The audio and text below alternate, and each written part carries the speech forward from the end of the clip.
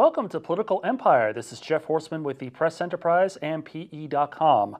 Fresh off fighting a water fund transfer, critics of Riverside City Hall are now focused on a utility user tax.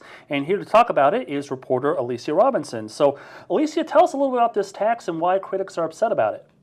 Well, Jeff, the city of Riverside has had a utility user tax for many, many years. I believe it was back in the 70s when the city council first voted to approve it. It is a 6.5% tax that if you live in Riverside, you have probably seen this on utility bills. You pay it on your gas bill, your water bill, your cable bill, etc.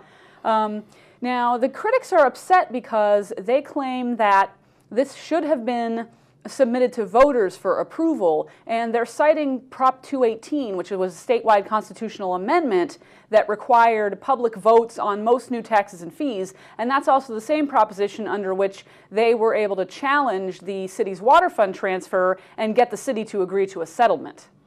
All right, so what have critics done in this case, and what's been the city's response? Well, so far, a couple of different residents have filed claims with the city requesting refunds for a portion of the utility user taxes that they've paid in the last several years. And they're also claiming that basically all utility users in the city are entitled to refunds as well. And as you may know, the city filing a claim with the city is a prelude to a lawsuit. If the city rejects your claim, then you are free to file a lawsuit to try to recover any costs. So, Alicia, I understand that you talked with a taxpayer advocate about this. What did he have to say?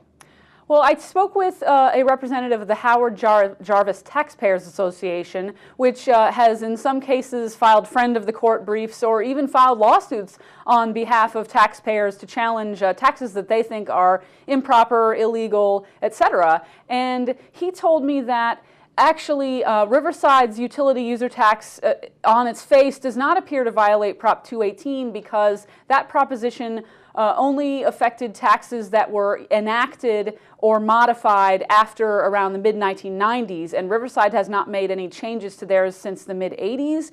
So he said that most likely would mean Riverside's tax is grandfathered in. The city obviously agrees with that position and says our tax is not illegal and we don't need to do anything to change it.